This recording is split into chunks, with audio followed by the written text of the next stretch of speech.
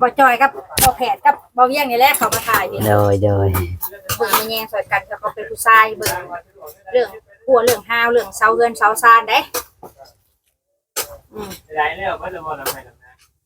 เมื่อวานนี่ก็โอ้ลืมบอกข่าวดี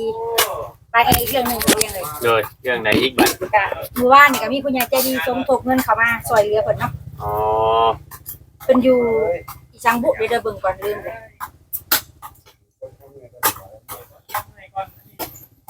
ตลอดนะโอเคงามนะ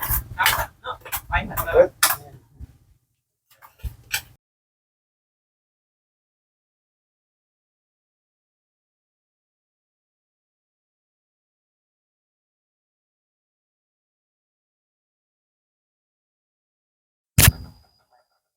สวัสดีและสบายดีพ่อแม่พี่น้อง FC เมื่อสุขคนพี่น้องเนาะวันนี้ก็มาพบพ่อกับช่องบ่จอยชาแนลอีกแล้วพ่อแม่พี่น้องเนาะวันนี้บ่จอยก็อยู่ที่บ่จอยก็อยู่ข้างน้องสะพี่น้องเนาะคือว่าน้องน้ำอีกน้องหนึ่งพี่น้องเนาะบ่จอยก็บ่เคยมาถ่ายจ้าเทื่อพี่น้องเนาะเป็นครั้งแรกมาถ่ายสื่อทางเขาเอ่ยกึ่มนั่นแหละเพิ่นมาถ่ายเนาะพี่น้องก็เลยเอ่ยกึ่มเพิ่นพามาถ่ายก็เลยมาถ่ายน้ำเอ่ยเพิ่นเนาะกะทางเพิ่นสาวจ้อยหรือว่าสาวอย่างนี้แหละพี่น้องเอ๋ยเนาะที่ว่าเพิ่นมาถ่ายก็การช่วยเหลือเนาะเรื่องชานของสาวจ้อยเพิ่นพี่น้องเนาะมื้อนี้ก็ทางบ่จ้อยก็มาเบิ่งเพิ่นเฮ็ดไปเชิงพี่น้องปะไปเบิ่งไปชมนํกันเลยฝากแม่ๆ FC เนาะเป็นกำลังใจให้บ่จ้อยหน่อยเด้อฝากกดไลค์กดแชร์เนาะแล้วก็เป็นกำลังใจให้แน่บ่สิบ่ได้พลาดคลิปใหม่ๆเนาะช่วงนี้บ่จ้อยก็ลงคลิปใดก็บ่ค่อยมีคนเบิ่งเนาะพี่น้องเนาะบ่ฮู้ว่ามันเป็นหยังเหตุผลเนาะไปเบิ่งไปชมนํกันเลยพี่น้องทางเรือนสาวจ้อยพี่น้องพี่น้องเอ้ยป้าโทษพี่น้องเพิ่นเฮ็ดจังนี้พี่น้องเพิ่นขุดหยังเนาะ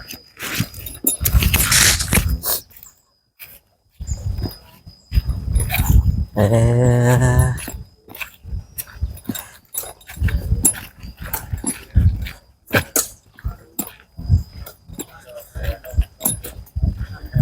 างเอ่ยกึ่มเพิ่นพี่น้องเนาะนี่พี่น้องเพิ่นขุดเสา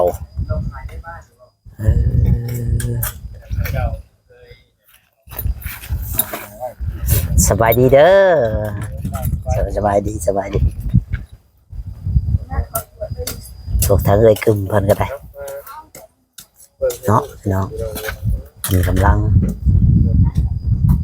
สร้างขุดพี่น้องทางอันนั้นพี่น้องป้าเถอะสบายดีเด้อบ่าวเอียงสบายดีเด้อโดยสบายดีสาวจังกันซื้อได้เจ้าน่ะสบายดีสวัสดีจ้อยแม่ตู้ได้ซะโอ้แม่ตู้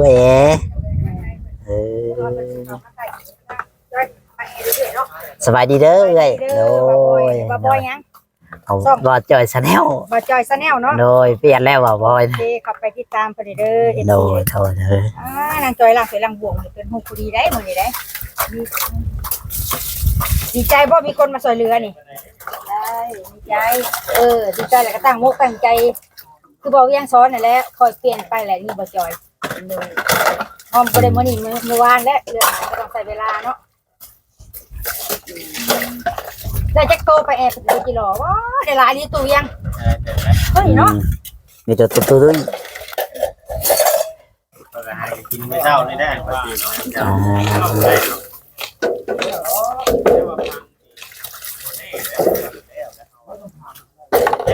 พุทธจะได้ทราบว่าป่าไปดังเงินน้องจ้อยพวกพี่น้องทางสร้างเพิ่นโอ้เม็ดหนึ่งบ่60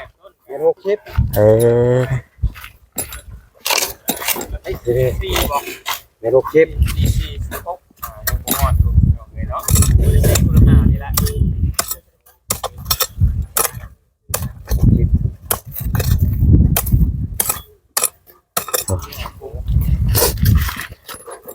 ขุดขุมพี่น้องเลย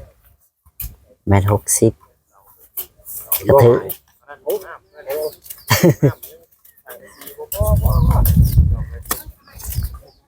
ถือว่าทีอยู่ได้เนาะ1.60นี่บ่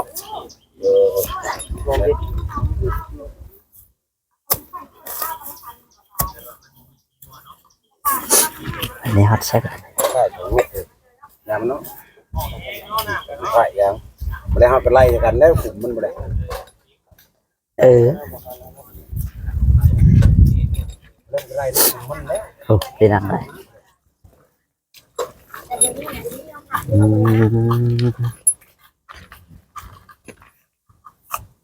ดูเห็นอยู่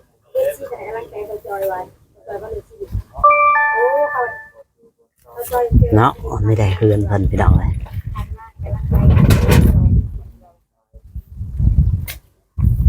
จ้ะ ยังปูนนี่ทำให้ สร้างแล้วคือยัง12 เป็นมาบอก จนเขาสิมาส่งกับอันเล็กกับยังเล็กกับตะนาง อืม จะนั่งจะเปิดน้ำ แม่น น้อง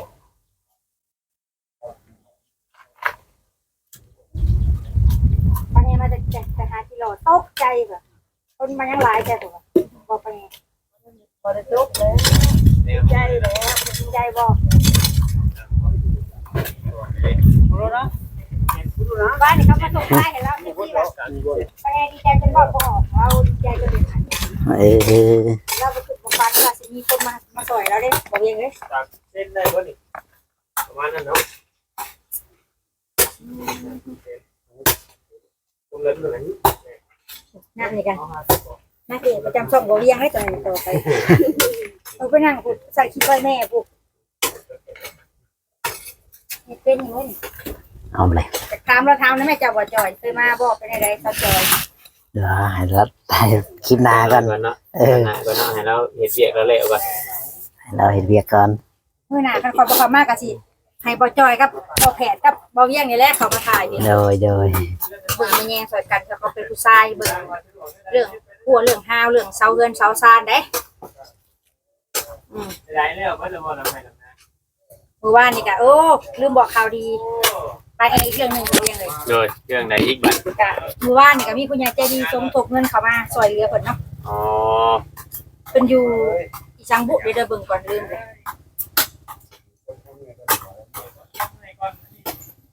ตลอดนะโอเคงามนะครับเนาะไปหันเลย มีงานเลยมีเท่าหรอก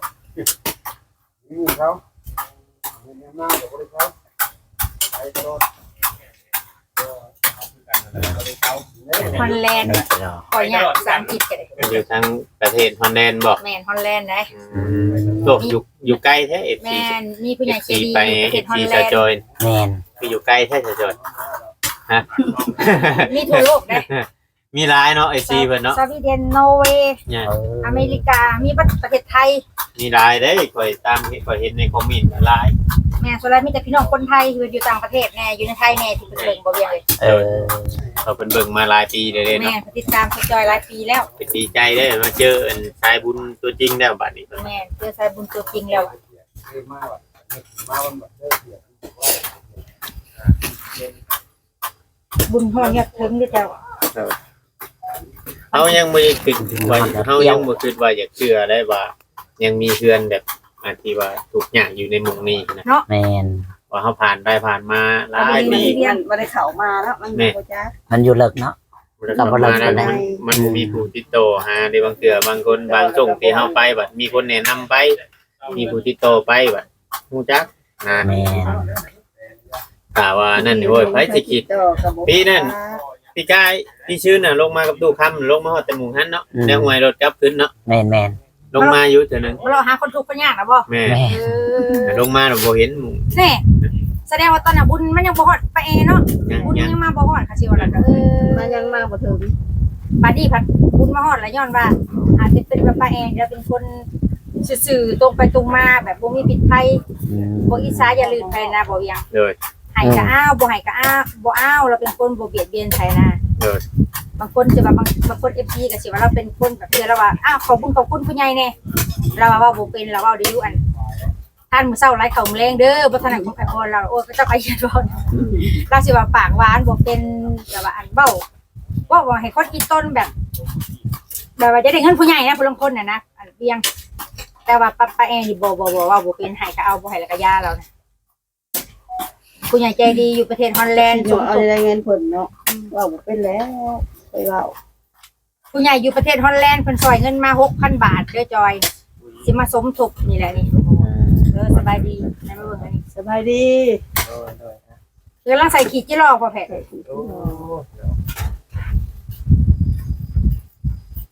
แต่จอยเราบ่เห็นไลฟ์ไปหน่อยเราตื่นนะบ่แพ้เด้อจักหน่อยจังสัมภาษณ์เราเดียวๆเลยให้เราใส่กิจิโร่จอยไปแล้วก่อน ไอ้แล้วเราชีวิตเล่าให้เจ้าฟังเด้อชีวิตเราแต่อีตนเด้ แม่น คือเราสิฮอดจุดนี้ถือว่าเราขอทราบขอฟังชีวิตเราว่านี่บ่ไปผู้ลางคนนี่ข่อยก็เป็นข่อยก็คือสิบ่รอดแล้วข่อยก็คือแบบอยู่บ่ได้เราเป็นคนแบบว่าเว้าความจริงเนาะเป็นหยังเฮาจึงให้จอยเว้าความจริงเพราะว่า FC ผู้ใหญ่ใจดีสิได้เห็นว่าชีวิตการเป็นมาเป็นแนวใดบางคนสิว่าเห็นเราเป็นแบบซี่แหละโอ้ยอย่าไปซอยมันบ่ดีจังซี่นะบ่เวียง แม่น แต่ว่าเบื้องหลังเรามันก็มีหยังลั่นทดแสนคมคืนผู้หญิงเฮาน่ะ KFC มันออกแล้วละอันน่ะบาดแผลทางกายก็ยังหายได้แต่บาดแผลทางจิตใจเกิดที่จอยเราเจอมาน่ะมันรักษาบ่หายเด้มันเป็นแผลในหัวใจเฮามันบ่จอยโดย แต่ว่ามันก็ต้องใช้เวลามันก็จังสิทุเลาเนาะ โอ้ย เราขึ้นนะพี่น้องเอ้ย มันก็คือความหมายว่าซ้ำเลือดซ้ำน้องมาโดนแล้ว แบบตะโกนดังๆเนี่ยคุณ ซ้ำเลือดซ้ำน้องมาโดนแล้วแพ้ทางจิตใจนะมันก็เลยกลัวสิเศร้าให้กับมันกลัวสิรักษาอะไรก็หายเถิด ซ้ำแล้วซ้ำเล่าเนาะตะกี้เราถึกขายได้ตะกี้น่ะขายไปทางมาเลผู้เราบอก ถามแสดงมันเลย เจ้าลองไปเจ้ายังสัมภาษณ์เราเดียวๆเลย แต่ว่ายังมันน่ะมื้อบ่ยังกล้าถามว่าประมาณบ้านนี่ผู้เดียวข่อยถามแล้วว่ารถบ่เป็นหยังบ่เฮาบอกความจริงเฮาบ่ได้ตัวไผว่า ตัว บางที FC เพิ่นก็ แม่น สิเข้าใจเพราะว่าอยู่ดีๆแบบแม่นอยู่แล้วอาจสิติดสิ่งที่บ่ดีแต่ว่ามันก็มีที่มาที่ไปของมันนะ มึงมีใครดอกว่าสิบ่อยากมีอยากมีก็ทุกคนแหละแต่บางอย่างมันก็มีความจำเป็นบางอย่าง อีกอย่างหนึงก็ว่า เห็นแล้วครับสิมาสัมภาษณ์แล้ว เจ้าบ่ได้ให้แม่ให้หยังตีจอย ว้ายเอาสบายว่าดังนั่นล่ะเอาให้เราดัง บ่ได้จับมีดจับผ้าใส่แม่ละว่า บ่ เขาบอกในคลิปในตัวในคลิปเกิดจะเฮ็ดกับเฮ็ดกับมันบ่ดีเด้อแพงเอาเด้อแม่เด้อมีแต่ บ่ ซ้อม เคยว่าเลยนะบ่เคยเฮ็ดอันนั้นแต่คันว่าใส่ไก่ใส่เป็ดให้เจ้าของมานี่ใส่อยู่ดอกใส่เป็ดใส่หยังไงใส่อันแม่นี่บ่เอาแล้วแม่เฮ็ดอะไรก็ขอบคุณที่วันเกิดเก่าอยู่แล้วเป็นขอบคุณที่ว่าประมาทไว้ ผู้ใหญ่เพิ่นแห่งอันติดตามอยู่แต่ว่าผู้ใหญ่แห่งข่อยน่ะเพิ่นก็เว้าเด้เรื่องเอ้ยถึงจอยสิเป็นจังได๋ก็ยาว่ะก็อีตนก็โฟกัสติดไปแอร์หั่นไปแอร์เราก็เฒ่าแล้ว เลย มีแต่ทางนักถึง ให้บ่เวียงสัมภาษณ์ต่อก่อนเอ้าเดี๋ยวสิเรื่องเท่าไหร่โอ้ใบอยู่นี่ ถ้าปูนมาเนี่ยเป็นเฮ็ดมื้อนี้จะว่าอยากแล้วไปจังเฉพาะอันนั้น ไปเราไปขุดแมงจะรอ อาชีพชื่อเพิ่นแล้วก็จะ ที่ได้ อาชีพแบบว่า ขุดหากินคู่มือแบบนี้คู่มือบ่ป่ะ กิโลไปพอได้ขาย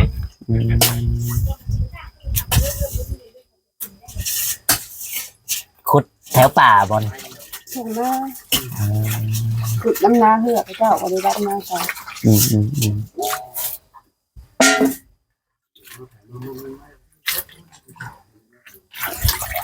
ว่าทำงาน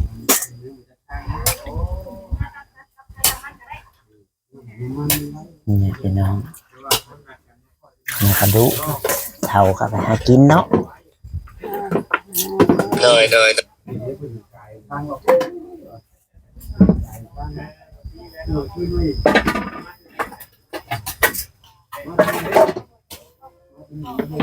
แล้วเนี่ย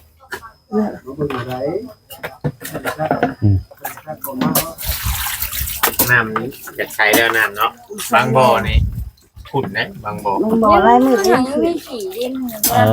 อ มันยังอันนั้นอยู่เด้มันยังใหม่เด้ ชาเจ้าเมื่อกี้มือ เบาคำหลาเขาเจ้าบาง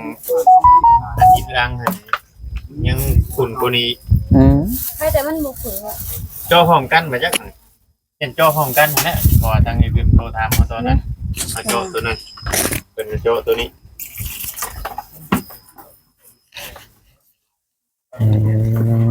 นี่แหละพี่น้องเลย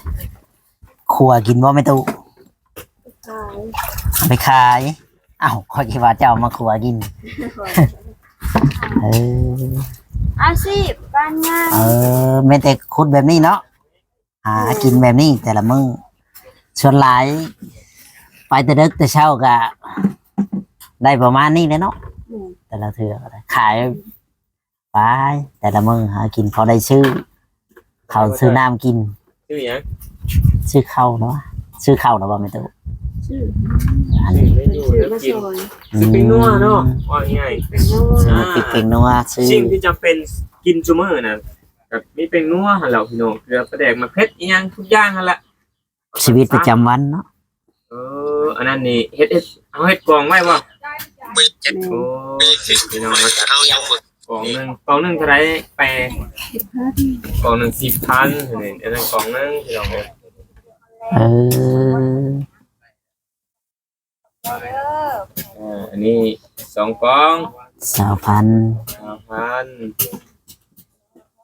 จักเต่านั่นน่ะ1,000 15เต่าต่อ 10,000 โอ้เรานับรู้เนาะ คอยคิดว่ากวดใช่เลย 15ตัว10,000พี่น้องเอ้ยเนาะ แต่ตัวน้อยเฮาก็16เนาะอืม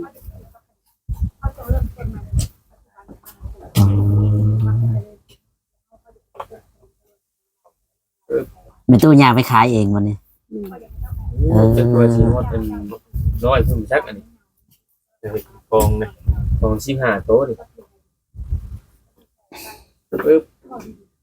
60 4กองหลายเท่าใดบ่ยัง 40 โอ้40,000 60ตัวนี่โอ้ขวดเซ้ยแหละตัวเนาะขวดอันนั้นเนาะ อืม บางคนก็เจ้ากับมัดทัน พัน ทันที่เราเฮ็ดแก้ววาดนี่ เออดิฟนี้ แม่นแล้วขัวก่อน เอาเลย กินดิบบ่ได้กินบ่ได้ จักแล้วพันจักพันเลยได้เนาะมีตู้เอง เอ้าจะได้ยังไงกอดกันเราดีใจ กอดแต่คือว่ามันกอดกูมากกูกอดมันไม่มันเม้นอยู่กูกอดเออแม่นโอ้มันบริเม้นได้พี่น้องมันกอดตัวกูมันเศร้าเม้นเรามันอาบน้ำกูมือคุยเนี่ยบริพี่น้องดีใจบริบริคำหมันสัญญาได้ตัวเบี้ยงเอ้ย อืม คำว่าปฏิบัติบริสักกลุ่มกูแล้วถ้าเป็นหมกมันเศร้ากูแล้วก็สิห้าพัวพลังให้พ่อ โอ้ เราไปหอดมาดีเรายังไม่ได้ไปหาอะไรตัว เอาตอนนั้นมันถือครั้งเนาะนิดเนาะจอยเนาะพลังหมักได้เหนียวโอ้ยโอเคพอพี่น้องเอ้ย เนาะพี่น้องนั่นแหละอืมโชว์เพชรชิ้นย่างไปขายน้ำลาวันนี้ 2 4 6 8 ขายรอห่อบ้านใน หลายเติมได้ในพี่น้องเลย เจ้าว่าจะไปขายนะเจ้าจ้อย เห็นเองแล้วไปเพิ่น เออ 80,000ก็ 2 4 6 8 13 ก็ 80,000 แล้ว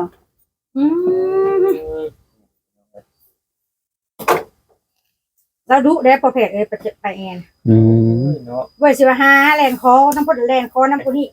เป็นคนขยัน แม่ หาขายเนาะ LFC จังหักเรา อืมไปหาขาย